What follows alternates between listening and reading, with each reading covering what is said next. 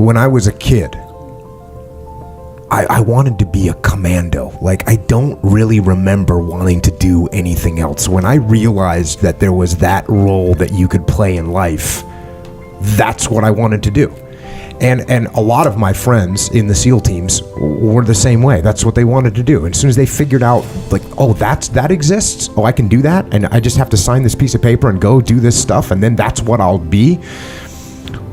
Where does that come from? The United States Navy SEALs are perhaps the most elite warriors in the world.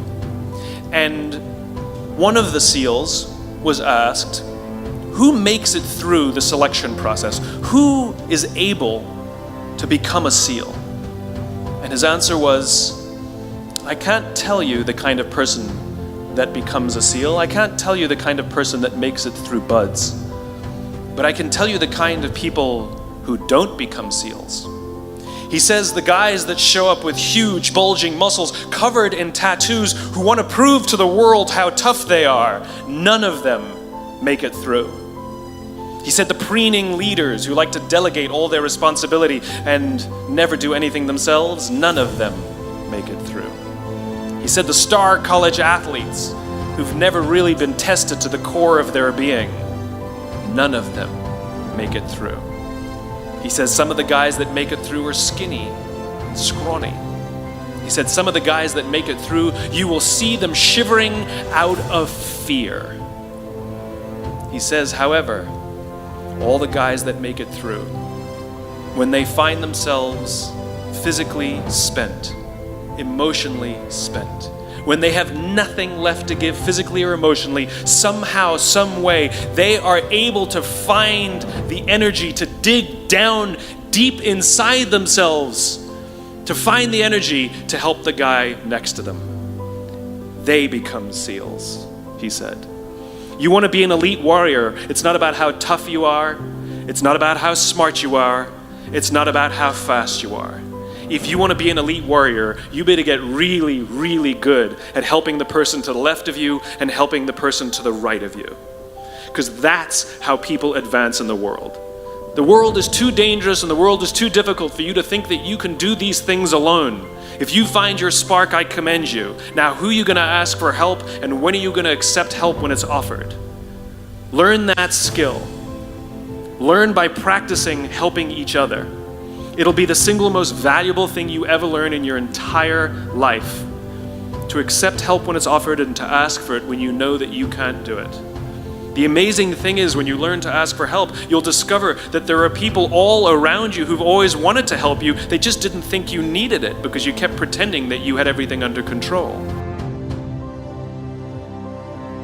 I've been a Navy SEAL for 36 years, but it all began when I left UT for basic SEAL training in Coronado, California.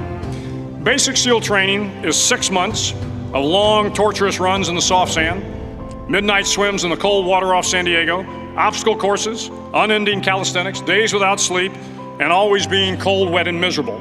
It is 6 months of being constantly harassed by professionally trained warriors who seek to find the weak of mind and body and eliminate them from ever becoming a Navy SEAL.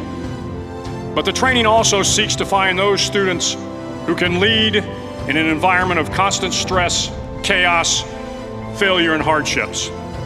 To me, basic SEAL training was a lifetime of challenges crammed into 6 months. So here are the 10 lessons I learned from basic SEAL training that hopefully will be of value to you as you move forward in life. Every morning in SEAL training, my instructors, who at the time were all Vietnam veterans, would show up in my barracks room, and the first thing they'd do was inspect my bed. If you did it right, the corners would be square, the covers would be pulled tight, the pillow centered just under the headboard, and the extra blanket folded neatly at the foot of the rack.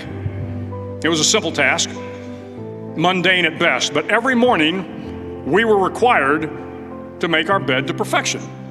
It seemed a little ridiculous at the time, particularly in light of the fact that we were aspiring to be real warriors, tough, battle-hardened SEALs. But the wisdom of this simple act has been proven to me many times over. If you make your bed every morning, you will have accomplished the first task of the day. It will give you a small sense of pride, and it will encourage you to do another task, and another, and another.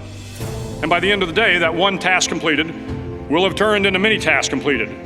Making your bed will also reinforce the fact that the little things in life matter. If you can't do the little things right, you'll never be able to do the big things right. And if by chance you have a miserable day, you will come home to a bed that is made, that you made. And a made bed gives you encouragement that tomorrow will be better. So if you want to change the world, start off by making your bed. During SEAL training, the students are all broken down into boat crews. Each crew is 7 students, 3 on each side of a small rubber boat, and 1 coxswain to help guide the dinghy. Every day your boat crew forms up on the beach and is instructed to get through the surf zone and paddle several miles down the coast. In the winter, the surf off San Diego can get to be 8 to 10 feet high, and it is exceedingly difficult to paddle through the plunging surf unless everyone digs in. Every paddle must be synchronized to the stroke count of the coxswain. Everyone must exert equal effort, or the boat will turn against the wave and be unceremoniously dumped back on the beach. For the boat to make it to its destination, everyone must paddle. You can't change the world alone. You will need some help. And to truly get from your starting point to your destination takes friends, colleagues, the goodwill of strangers, and a strong coxswain to guide you. If you want to change the world, find someone to help you paddle.